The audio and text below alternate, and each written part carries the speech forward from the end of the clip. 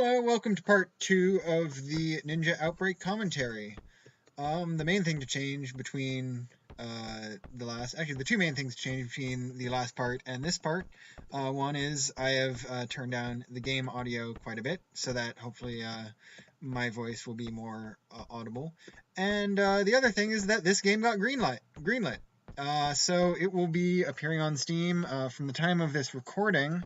It will be the day after tomorrow. I'm probably gonna upload this today, so from the time of this video, day after tomorrow, so that'll be Wednesday, the 30th of March, 2016. So this is now doubling both as a commentary track and me testing the Steam version of the game a bit more. I've already tested it a fair amount, but just doing one last pass on it to make sure there aren't any major problems. So without further ado, let's get going. So if you watched the first part, you know that we got through the first section of the game, which is this the xenobiology lab, and managed to open up this door to the rest of the facility. And now we can continue our adventure. So first thing right off the bat is in the first area, there was one ninja who was pretty tough to beat. You spent most of the time in that level being stalked by that ninja and eventually getting the resources to fight it. So what I wanted to do with the next part is have this sort of stinger moment of you get out and now there's suddenly a whole bunch of ninja. This introduces to the player also a mechanic, which I don't go into detail on later into the game, but basically the inverse ninja law is working within this universe. Again, it was working within Venusian Vengeance, so I wanted to have certain things carry over from Venusian Vengeance since this is the same setting, even though it's a different tone. And this is something that I felt could lead to interesting situations where... okay, so for those who don't know, the inverse ninja law is basically a single ninja is very tough, powerful, hard to beat, but the more ninjas that you are fighting at the same time, the weaker each individual ninja becomes. So it's a lot easier to fight a group of ninjas than it is to fight a single ninja. This is a trope that you see in a lot of martial arts films, movies that have ninjas in them. So I included this in Venusian Vengeance as a joke. I continued to include it in this because I realized that there's a lot of interesting situations that can arise from this, namely being, do I let the ninja stalk me for longer in hopes that I can lure it into a larger group of ninjas and then conserve ammo when fighting them, since ammo conservation is a major part of the game. So this kind of introduces that without flat out telling the player. The game does tell the player how this works later on and gives an in-universe explanation for it. But I wanted the player to have a chance to kind of feel it out for themselves and notice, oh hey, this large group of ninja, each one is taking one hit. And then once there's fewer, they start taking more hits. And kind of wonder, okay, why is that? So you get this sort of flow of,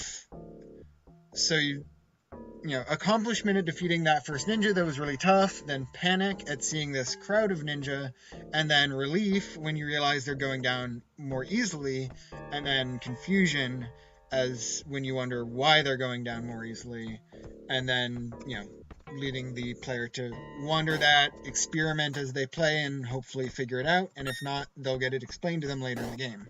So I just found the purple key, which, if you'll remember from last time, opens required doors, so doors that you need to open in order to progress. So that's over there, but I'm going to explore it a little bit.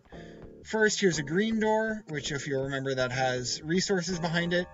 This particular green door has the first appearance of the shotgun in the game, so you could get the shotgun as early as this second area. There's more opportunities later on to pick up the shotgun, but you can get it on the early end there. You'll notice also that sometimes picking up keys triggers the ninjas, so it's not only when you attack them, which leads to kind of another risk-reward thing of, if I'm being stalked by ninjas, do I want to grab this key and risk putting them into attack mode?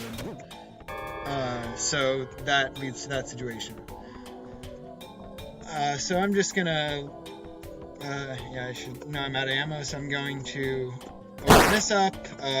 This zone is now going to be a fight, basically, because they're already in attack mode. If it wasn't the case, you could kind of sneak through here, but I can also open the shortcut, which you'll notice, the other side is gray, so you can unlock it from the back if you go all the way around. But going this way saves you time and also saves you triggering more ninja. Hopefully I'm not going to die in a moment in my own game. Let's see. Okay, got that one. Don't want to go that way because there's more ninja there. Okay, so I took care of those guys. I'm just gonna kind of sneak around here. There's one. So I'm just gonna let him stalk me. I'm gonna go in here to get some food. And I already have the purple key, so I can just go into the computer room. And if anything, I can just kind of slip out of here. Oh, I never did get the green key, which I probably want. There it is. Oh, right, yeah, that forgot about that. Okay, is there ammo in here? I forget.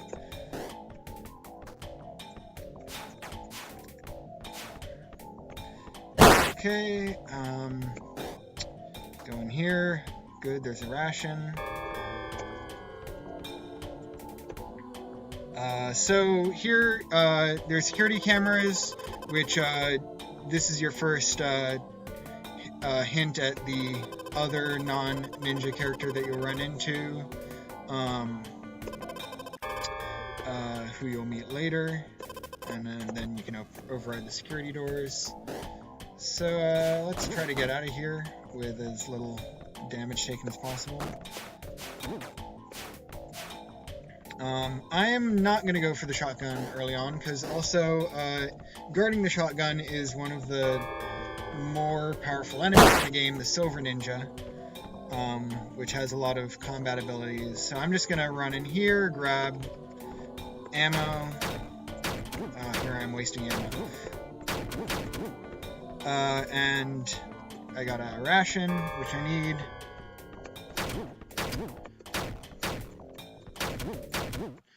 And I took out the ninjas, so I'm doing okay, not great. And as another side note, you can see what's behind that green door by checking in this window, which shows you that you can see the shotgun from here, and you can also see the Silver Ninja. So that does give you a kind of... It gives you information on what you're going to be spending that green key on. If you choose to use it on that door. There's also windows to that other room. So you're not going in blind, you're making an informed decision. There are some green doors where you would be going in blind, but I try for a lot of them to give you some idea, especially if it's something either particularly important or something that's guarded by particularly dangerous enemies. So now we're in the central hallway, which is another thing that I carried over from Venusian Vengeance. The layout of the central hallway is based on the level, the last level of Venusian Vengeance, which is, it's a run and gun game, so it's a straight run from the, front to the back. But the layout roughly matches it, although there's some extra rooms, like that room in there through this window is added on, but the room I'm currently in, leading down to this narrow path, leading into this room, are all based on the layout of the lab from Venusian Vengeance, because naturally this is the same lab from Venusian Vengeance.